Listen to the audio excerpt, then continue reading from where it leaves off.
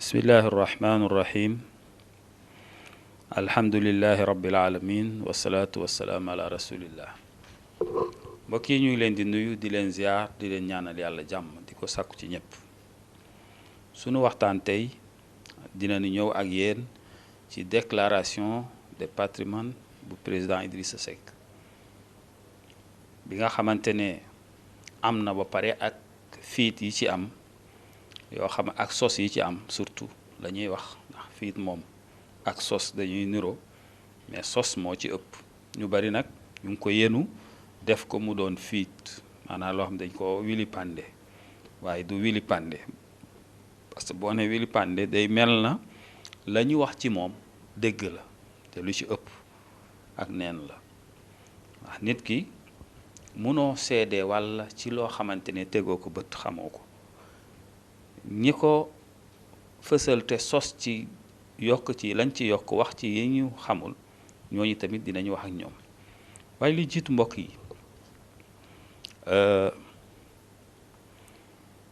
déclaration de patrimoine confidentiel la journal bu tudd confidentiel moo ko génnee kan mooy borom journal boobu loolu bëgg naa ngeen defal ma ci njàngat kan la ak tamit ñan ñoo ci bind loolu enquête laaj na enquête beneen bi mooy ndax journaux yu bari yi mujj génn ñi ko moom mooy homme politique yi nekk ca palais ba bu ngeen seetloo yu bari bari donc te yooyu ñooy def révélation yi nga xamante ne day yàqal ñi nga xamante ne amaan na jàpp nañ seeni adversaire de taille la beneen bi loi 14-17 ca article 9 ba ma ngay tere di divulguer loo xamante ne muy déclaration patrimoine nit donc ñi ko def yoon dal na ci seen kaw waaye yaru yoon boobu kañ lay doon président Macky Sall ñu ngi la koy laaj dégg nañ ne yaa ngi waxtaan ak Idrissa Seck te muy li war ñun yow la ñuy soutenir président Idrissa moo nu ko sant waaye ñu ngi la koy laaj di ko laaj membre régime bii di régime présidentiel bii nu nekk lii tey mooy tax ëllëg bu ñu ne ministre walla ki nu fal walla ki nu nommé ñu ne la defal déclaration du patrimoine mais nga bañ ñaareel bi déclaration du patrimoine ban njëriñ la am ci Sénégal loolu jara saytu la ndax am na njëriñ ndax déclaration du patrimoine yaakaar naa njëriñam mooy boo ko defee sooy génn ñu xam lan nga yoroon bi ngay dugg bi ngay génn ñu xam lan ngay génnaale mais léegi est-ce que ñi defoon déclaration du patrimoine yëpp bi ñuy génn bi ñuy dugg def nañ ko bi ñuy génn est-ce que def nañ ko ministre yi ñu mos a nommé fii yëpp amul kenn koo xamante ne bi ngay génn defaat nga beneen déclaration du patrimoine ñu xam bi nga duggee lii nga yoroon bi nga duggul woon lii nga yoroon loolu xam ngeen ne amul ñaareel ba le président Idrissa Seck def déclaration du patrimoine am te jàpp ne moom day sàmmonteeg yoon moo tax ma koy wax ne chaque fois bëgg sàmmonteeg yoon moo koy lor moom loolu dama koy wax chaque fois parce que déclaration du patrimoine nekkul loo xamante ne tey def nañ ko obligatoire waaye di sàmmonteeg moom bay lor sa bopp parce que bu fekkoon ne moom def na yoon def na li ko war waaye léegi ñi ko wili pande sosal ko wax ci moom bind ci moom loo xamante ne muy wili pande bi ñu def ñooñu lan mooy daal seen kaw ban loi mooy daal seen kaw loolu ñun ñu ngi xippi sunu bët ak sunu nopp di xool di seetaan di déglu parce que warul demee noonu journal bii di confidentiel waroon nañ ko xotti tëj ko ba nga xamante ne beneen yoon borom du def lu mel noonu parce que nag journal rajo télé mën na defar réew mën na yàq réew bu ngeen demee ca Rwanda rajo yi ñoo fa taaloon ak Burundi boole lu mot ay millions yi nit dee ca ci ñaari rajo donc il faut que ñu ciy bàyyi xel beneen bi mbind yàlla subhanahu wa taala ma ngay iqra bi ismi rabbika alladi xalaqa al insaan min alaq iqra wa rabbuka al akram allazi allama bil qalam qalam allama al insaan ma lam ya'lam. xoolal loolu mbind dafa am importance, mooy lii des wax ji mën na kii mais mbind moom day des. donc il faut que ñu ciy bàyyi xel bu baax. journal bii nga xamante ni bind na lii, bu fekkee ne lii mu bind ni daf ko jëlee ci source yu wóor, moom ak source yooyu yëpp war nañ leen jël denc leen, jaarale leen ci yoon, parce que lii moom mooy loi, mooy dëgg. violé nañu loi bi nga xamante ne 14-17 ci article maanaam 9. donc il faut que loolu ñu seetaat leen foofu, parce que mbir mi nag warul demee noonu. déclaration du patrimoine la dafa war a sacré, parce que pour en cas ëllëg bu ñu nee keneen mu def déclaration patrimoine mais mu sañ ko def. mas bu fekkee ne yow boo ko defee ñu wéri pande la, mais jarul def,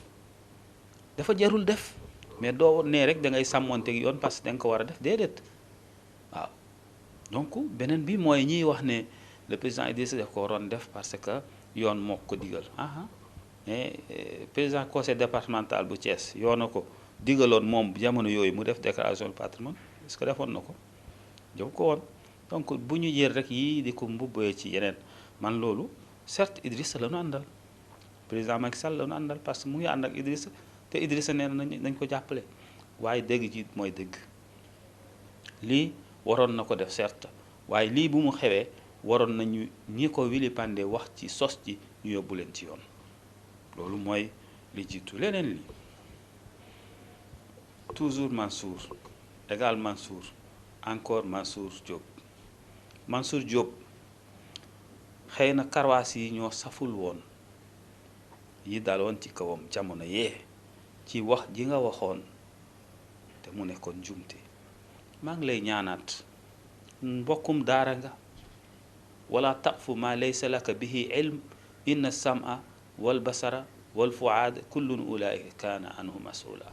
nit du wax lu mu xamul. xam nga Mansour Diop fekkee woon na, xëy na jàpp na ne président Idrissa Seck xaalis alalam bi nga xamante ne maanaam def na déclaration de patrimoine, dafa jàpp ne moom Mansour que ne biñ ko laajee ndax yoon la bi mu ko defee wiri pande ak yooyu, waaye dafa delluwaat moom ci gannaaw diggante Idi ak Wade ci la delluwaat. waaw xamale ne Idrissa Wade defoon na déclaration ne dafa jox Idrissa maanaam dafa yónni Karim pour ci ni mu ko waxee, dafa yónni Karim pour mu dem Idrissa jox ko, Idrissa bañ. xoolal rek mooy waxi mbedd. Abdoulaye dafa yónni Karim Wade pour Idrissa jox ko xaalis bi, Idrissa ban xaalis? xanaa du chantier de Thiès Karim Wade def ci bokkoon. chantier de Thiès diggante Salif Bala yàlla na ko yàlla yërëm ak Hadjibou Soumaré, Ablaye Diop, Idrissa Seck ba ci Macky Sall, parce que 9 milliards yi ca Fatick la ñu waroon dugg, yi Idrissa Seck bàyyi woon. yooyu booy njàngat da ngay wax lépp. bu dee nag da ngay wax leneen, nga wax leneen. loolu ñu laaj la ci wili pande bi ñu wili pande déclaration du patrimoine bu Idrissa, fiit bi ci am ak sos yiñ ci sos ngay wax diggante Wade ak Idi. loolu passé na diggante Wade ak Idi. bu dee am na lu leen ci ëllëg mais yóbbu leen mbir yi ci yoon ñu leeral ko. ñaata yoon la leen ko Idrissa wax? bu fekkee ne wili pande Idrissa ci déclaration de patrimoine bi bu dee dégg ci bokk wala. mais ñi nga xamante ne ñoom ñooy génnee fit bi wili pande ko wax ci ba dugal ko ci journaux yi, ñooñu am nañu seeni journaliste yu ñu koy jox. donc loolu tax mbir mi waruñ ko bàyyi ni. donc ñu ngi ñaan président de la république am wegeel lool ci yow, ginnaaw bu Idrissa Seck joxe la maanaam soutien, am nañu wegeel lool ci yow te di la soutenir avec pied fermé, parce que duñu ànd ci keneen koo xamante ne dina wax walla jëf luy yàq tey doxalinu réew mi ginnaaw bi Idrissa ànd ak yow. waaye ci dëgg rek lay doon. dañu bëgg a wax ne lii buñ ko bàyyee mu dox, bul jàpp ne Idrissa la dal di karwaas bi dina dal ci ñëpp, parce que dafa am kon ñu nekk soit palais lañ nekkoon nañ fi ci jamonoy Wade jamonoy Diouf jamonoy Senghor mais ñu ngi fi mais mun nañ leen dindi parce que nit ku nekk xam nga bu ñu defee enquête léegi mu fee ñan la ñooñu soble yu nëb lañu ay pommitères yu nëb lañu yore seeni journaliste soi-disant journalistes yi nekk ci organe de presse yi nekk ci plateau de télé yi di leen waxal kii tey Mansour ñu ngi dégg muy wax ne ñu laaj ko ci déclaration du patrimoine bu Idrissa muy indi diggante audio ak Idrissa ak Abdoulaye nee na Idrissa def na ci Abdoulaye ay audio waxul dégg bu dee loolu ngay tuddee audio CD-ROM ya am naa ci ñaar yëpp am naa ci depuis cassette audio laa ko am pour nga xam ko parce que amul mënulee ko génnee ci seen rédaction yi parce que boobu internet amul woon internet melul woon tey nu mu mel te internet Idrissa bokk na ci ñi ko andi fii ci Sénégal wala ci Afrique il faut ngeen di am xel xam kan ngeen di waxal wax nga ne Idrissa Macky Sall moo ko gën a yàgg ci nguur xanaa yàgg ci nguur rek mooy maye xaalis Idrissa musta some waaw te wax na leen ko ngeen dégg ko waxaat leen ko ngeen dégg ko waaw nit koo xamante ne musta some bi mu nekkee tout tànk nanu àndu déglandoo vidéo bi wala image bi ak lam ci wax bu dee loolu doyu leen xaw ma lan moo leen di doyaat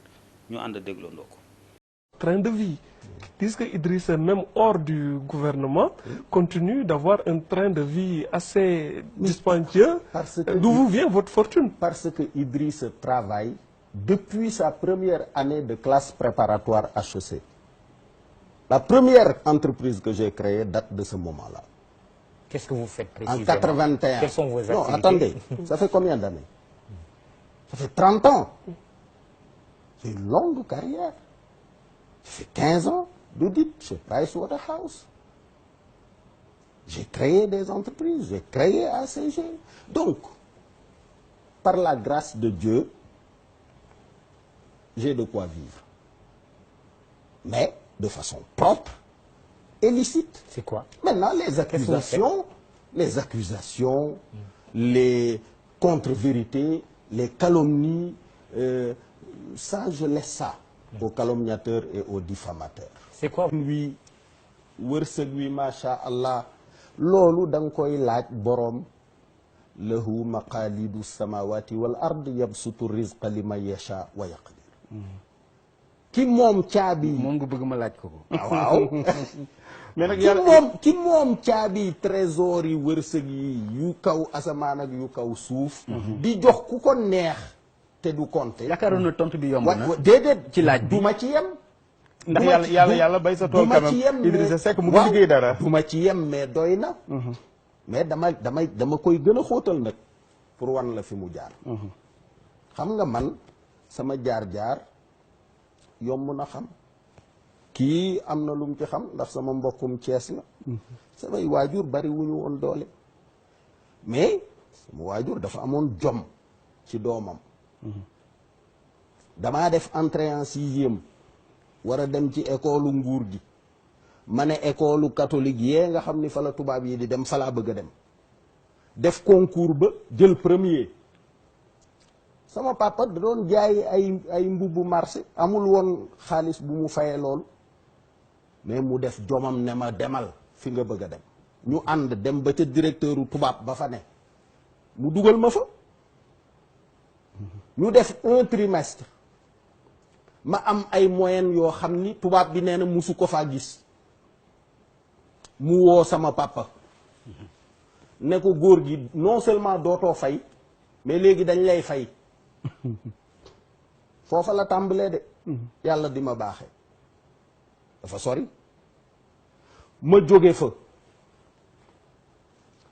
nekk fii ci Ndakaaru jóge fii dem prépa HEC sama première entreprise bi ma créé foofu laa ko njëkk a créé ëpp na fanweeri at ma jóge ci loolu dugg Sciences Po génn musuma chômé ay cabinet dañoo ñëw ca école ba ma jànge jël diplômé yi di leen wër pour recruter leen ñu fay xaalis ma jóge ca créer ay entreprise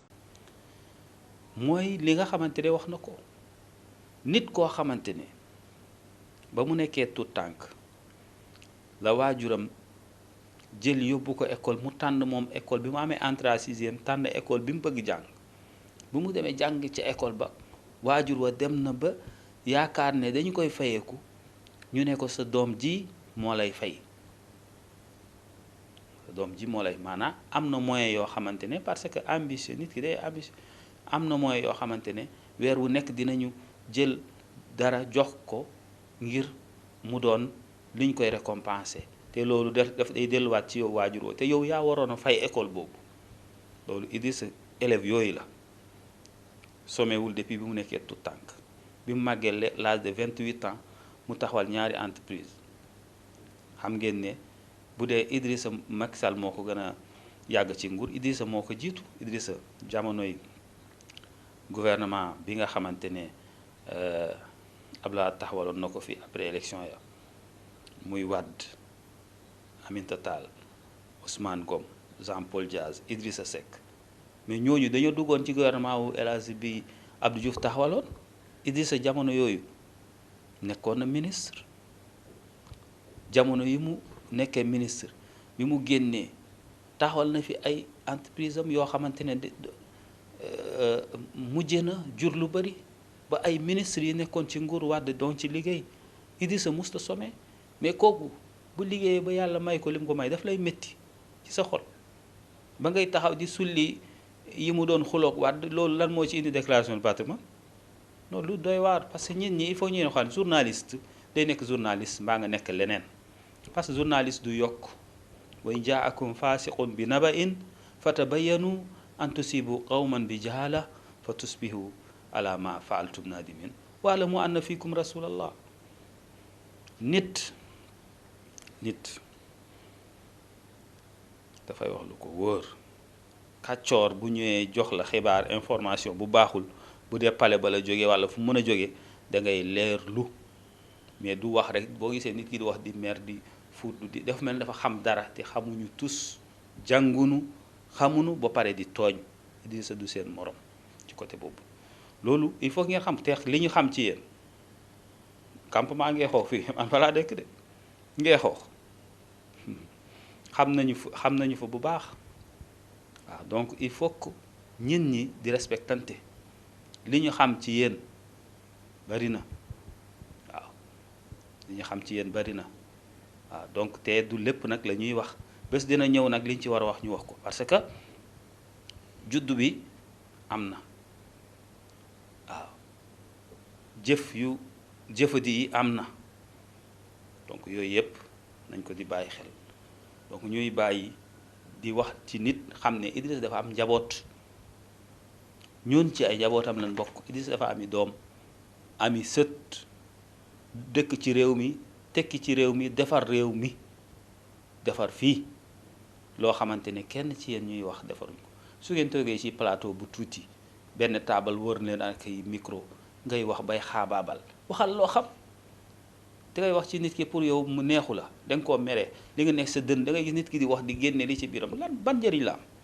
amul njëriñ donc bu nit ki booy wax ci nit xamal looy wax encore Mansour toujours Mansour et encore Mansour xam naa bi yoon xaw na yemandi parce que xaabaabul parce que mayuñ ko temps bi mais lii nga wax nii ci Wade que ne ñu laaj la ci wàllu déclaration patrimoine bu Idrissa ngay wax audio ak ban audio la Wade da Idi def Wade Idrissa bi nga xamante ne tëj nañ ko mu am complot bi nga xamante ne am na ñu bëgg ko faagaagal mu xam ko mais ci la def cédérom ñaari audio yooyu lan la ci wax mooy lui et moi boobu ngay wax nga ànd ak ay xale yoo xamante ne xamuñu tous juddu barki dem mu bëgg a wax li ci loo xam ne 2003 loon moo leen mag ñoom wala bu ñu ko dindee seeni at ñoom dañuy delloo di foo ci mbedd mi dafa doy waar parce que lui et moi boobu Idrissa ba mu koy wax waxul en tant que Wade benn ñaareel ba mooy bi ñu koy tëj mu xam ne dañ ko bëggoon faagaagal mooy tey parce que Wade leeral na bi nga xamante ne accusé nañ ko gars yi ñëw indi wuñu ay preuve mu ne leen yéen lii ngeen accusé kii même benn preuve bu ndaw rek mënu leen ko woon inventé loolu dégg ngeen Idrissa wax ko inventé sax mënu leen ko mais ñooñu nga xamante ne Wade nee na leen mënuñu sax inventé pour ñu am preuve bi ñu ko jàppee mais ñooñu dañ ko bëggoon faagaagal waaw bëgg ko faagaagal ci kaso bi mu tëddoon du wax ak ñi askan wi Idrissa ci kaso ba biñ ko commissaire Ndoye Assane Ndoye di ko introsé ci la blancé cédrom bi mu jëm ci rédaction yëpp ñëpp jot ko Walfadjri jot ko ak télé yi fi nekk rajo yi fi nekkoon jamono yooyu ay Sud FM ak yooyu boobu Sidy Lamine mu ngi dund yàlla na ko yàlla man yor naa audio yi yëpp laa yor moo tax nit ki gis nga bu ñu tànnee Idrissa ngir jàppale ko du caaxaan par Idrissa lekkuñu ceebam defaruñu dara mais dañu xam Sénégal il faut que mu am ay homme de presse yu am dayoo yu mën a yore Sénégal Idrissa dafa bokk ci njiit yi homme yooyu Idrissa dafa bokk ci njiit yi wallaay bu ko Sénégal mosoon jàpp naa ne yàlla bu ma trompé parce que loolu laa gëm parce que loolu laa gis ci moom donc li ci des cédrom boobu bi muy wax lui et moi dafa doon wax ñin ñi pour ñu xam ne moom mi ñu jàpp nii tey ñu ngi ko war a accuser lan lañ ko war a accuser lii ak lii lañ ko war a accuser ba mu expliquer ne nu mu tuddati atteinte à la sûreté de l'État boobu la ñuy dégg ñin ñi boobu la ñin ñi dégg ne kii atteinte à la sûreté de l'État lañ ko nar a jiiñ moom nee na loolu lañ may jiiñ te boobu commissaire waxagul kenn waxagul liñ koy jiiñ mais loolu amul njariñ loolu information la ba Idrissa doon jox sénégalais yi nga naan dafa doon enregistré Abdoulaye Wade def fan la enregistré Abdoulaye Wade Idrissa dafa mos a teg audio walla vocal bi Abdoulaye Wade di wax moom muy wax ñuy déglu nañu wax dégg askan wi Idrissa musta teg audio bi Wade di wax moom muy wax ngeen koy dégg ba ngeen naan dafa enregistré Abdoulaye Wade fan la enregistré Abdoulaye Wade li ngeen di dégg am na ñoo xam ne bi muy am ñu ngi nekk mbocc xale yu tuuti juddoogun 2003 ak léegi ça fait 18 ans wala 17 ans loolu bu ñu ko dindee ci seeni at yéen ñi am 30 ans wala am 25 ans da ngeen di fooyi da ngeen di dem primaire jàngi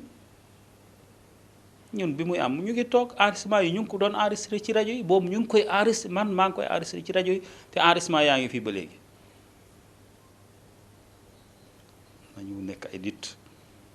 nañu nekk ay nit te xam li nuy wax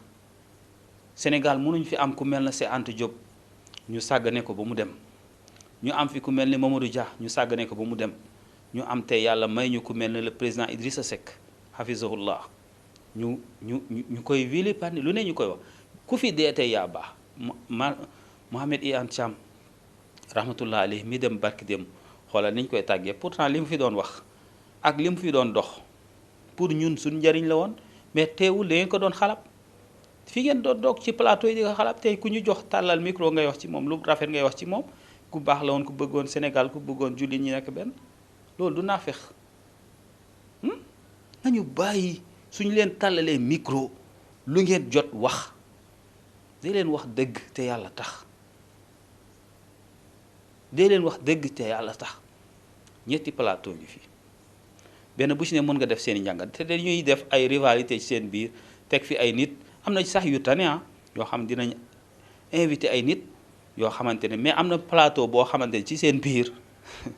moom ñi fa toog yëpp ñii Sonko lañ fa toogal ñii ñu ngi fa toogal bëgg a fës ëllëg parce que da nga bëgg a xëccoo sa gox ëllëg fi nga nekk moo tax élection nangam da nga bëgg mu am parce que yow da nga bëgg a positionné wu dafa doy waar loolu laa doon amee ay dara keroog parce que nit dañ lay jay rek nga da ngay jay ganaar ba muy mbëkke sénégalais loolu lañ mën jay ganaar ba muy mbëkke xam nga tey boo nekkee simple journaliste nga dem ngay dégg sa baat ñu lay jay nga dégg ñu lay partager ngay dégg ngay feeñ ci écran yi di sañse bu yàggee rek nga naan man lii ñuy am lii ñuy mel mën naa ko te xamoo dara jàngoo amoo expérience ñin ñi bëgguñ la kenn ku ci ne ku ci dem élection xam ka la bëgg il faut ngeen xam ko Idrissa Seck mooy deuxième personnalité du pays à part Macky Sall Sénégalais dañ ko joxoñ ne yow avec 20% da ngeen ko war a respecter am na lu mu tekki ci Sénégal am na njaboot te ci réew mii la bokk réew mii la dëkk donc yi ngeen di wax cessé leen ko du fi jàll li ci des mooy yaatal na ko sax moom Mansour waaye dinañ yemandi foofu ak yow beneen yoon nag xaw ma lan nga nar a waxe waaye dinañ leeral lu bari bari bu dee wax ci nit rek am nañ nuñ ko waxee bi may jeexalee mooy Moustapha Diakhaté ñu ngi koy sant tey ci sortie bi ñu ko gis tey te sant boobu avec réserve bu yaatu waaw dañ ko gis tey ci TFM xaw ma waaw invité du soir biñ ko laajee ci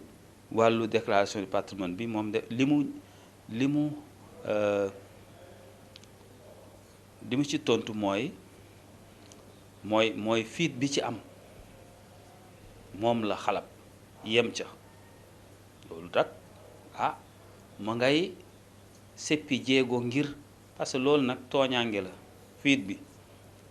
moom Idrissa Seck ci boppam amul droit def déclaration de patrimoine ba pare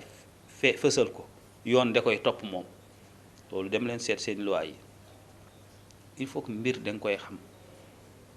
waaw donc loolu ñu ngi ko ci sant donc bi may jeexale rek mooy macha allah bi may jeexale rek mooy lii tey mbir bi yëpp am na ba pare léegi lan moo war a nekk li war a nekk mooy li nu gis mooy que li ñuy def nañ ko ba pare léegi lan mooy suite bi mooy pour tooñaange bi deñ lii nii du pour Idrissa tax ñuy wax de pour keneen parce que keneen mën nañ ko def keneen parce que dina tax it ñi war a def déclaration patrimoine duñ ko defati parce que dañuy bañ ñu weere leen yow buñ ku ñëw sa kër weere la wuññi sa sutura loolu de lu ne la lay jaral dina tax ñeneen buñ leen nee def leen duñu nangoo def donc ñi ko vilipender génnee fit bi sosal Idrissa ñooñu dañ leen war a traîner ci yoon fësal ba askan wi yëpp xam ne ñii la joxoon ni muy xam ne ñii la ñu teg leen ci yoon su boobaa keneen du nangoo du mën a loolu rek mooy garab gi amul leneen loolu nag ki ñu koy ñaan ki ci jiitu mooy le président de la république di la sant di la gërëm dégg nañ ne toog nga ak le président Idrissa xaw ma masawu ko wala leneen loolu yéen a xam man fekkewu ma seen toogaay seen jotaay mais ñu ngi la ci gërëm ci loolu mais li ñuy wax mooy sunu baaraam ñu ngi leen di joxoñ mooy mbir mi na leer te mën ngeen ko leeral bu ngeen ko dénkoon police wala gendarmerie léegi balaa 3 jours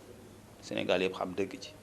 loolu laa ci daanalee ci ak yéen di leen sant di leen gërëm di ñaanal responsable parti bi yëpp ak responsable APR yëpp ak Benno Bokk Yaakaar yu ñaanal waa Sénégal yàlla def fi jàmm mbas mi yàlla jële ko fi yàlla def ci sutura yaatal dënn yi ba ñëpp ànd nekk benn liggéey ngir Sénégal rek incha allah di wax ne rek ñu ngi xaar gars yi incha allah di jamono boo xamante ne dina gën a yaatu di leen jox dig daje incha allah lu yaatugul di ñaan vidéo bi ngeen partagé ko nit ki boo jotee lu mel ni te njëriñ am ci dañ ko war a aimer ba pare nga partagé ko nga digal ñi ñu aimer parce que looloo yaatal mbir mi liggéey bii ñuy def ni looloo koy yaatal di leen sant di leen gërëm Oustaz Djiby Sow la woon asalaamualeykum wa rahmatullahi wa barakaatu.